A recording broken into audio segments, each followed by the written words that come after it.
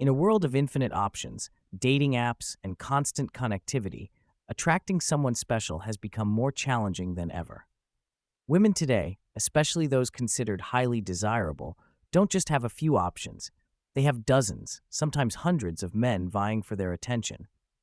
This creates a unique dynamic where many men find themselves wondering, how do I stand out? How do I become the one she chooses when she literally has a line of suitors waiting for their chance? Today, I want to explore this question from a psychological perspective, diving into why most men fail miserably at distinguishing themselves and how you can position yourself as the exceptional choice, not by playing games, but by understanding the deeper emotional dynamics at play. Let's start with the fundamental error most men make when competing for a woman's attention.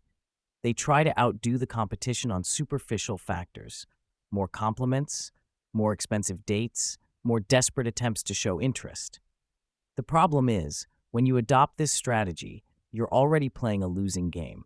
You've mentally positioned yourself as one of many options rather than establishing yourself as the selector, the one who has standards and is evaluating her just as much as she's evaluating you. Think about it this way.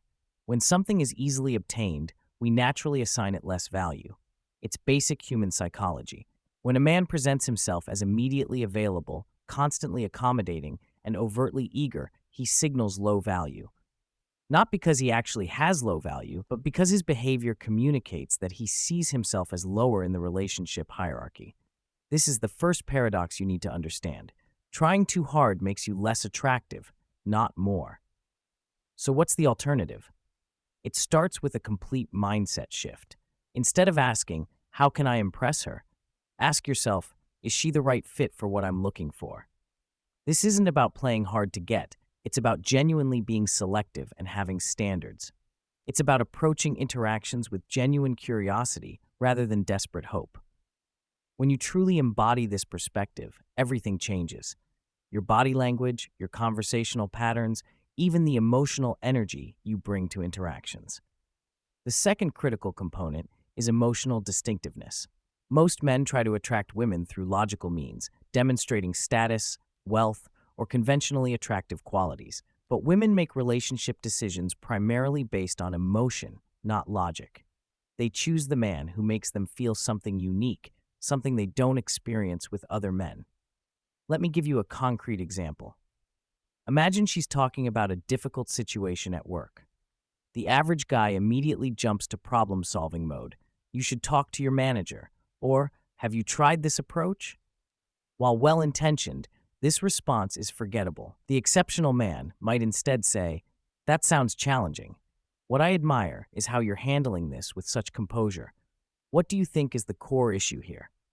Notice how this response acknowledges her emotional experience, offers genuine appreciation, and invites deeper connection rather than trying to fix her problem. This brings us to the third principle, creating emotional contrast. Humans are naturally drawn to contrast. It creates interest and intrigue. Most men present themselves as one-dimensional, usually as either nice guys or bad boys. But truly captivating men embody seeming contradictions. They're strong yet vulnerable, passionate yet calm, confident yet humble. This complexity creates emotional depth that makes a woman curious and engaged. For example, you might be intensely focused and ambitious in your career, but playful and adventurous in your personal life. You might be assertive in your boundaries, but tender in your affection. These contrasts create an emotional landscape that's far more interesting than the flat, predictable personas most men present. The fourth element is what psychologists call intermittent reinforcement. Studies show that unpredictable positive reinforcement creates stronger attachment than consistent reinforcement. This doesn't mean playing manipulative games, but rather understanding that being consistently unpredictable in positive ways creates stronger attraction than being predictably pleasant. Most men make themselves constantly available, responding to texts immediately, always free whenever she wants to meet, never having competing priorities. Instead, be genuinely engaged in your own life. Sometimes you're available, sometimes you're not. Sometimes you initiate contact, sometimes you don't. This natural variability creates healthy tension and prevents the relationship from becoming stale or taken for granted. Now let's talk about non-neediness, perhaps the most powerful attractive quality a man can develop. Neediness repels, self-sufficiency attracts.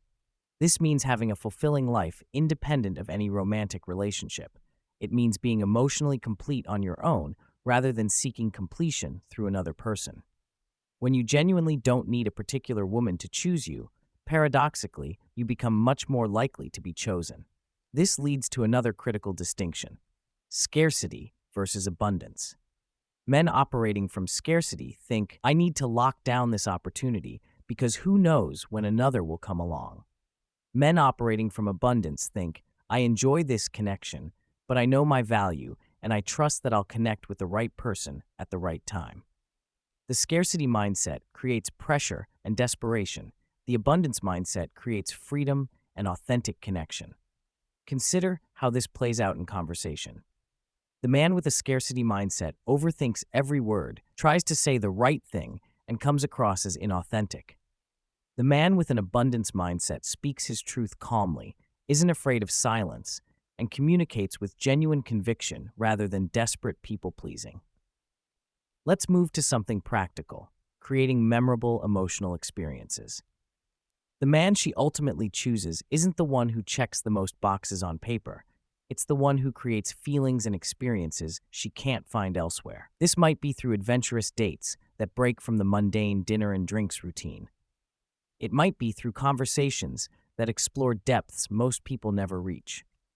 It might be through a presence that makes her feel simultaneously excited and at ease.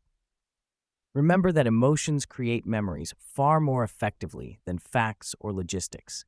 She might forget what you said, but she'll remember how you made her feel.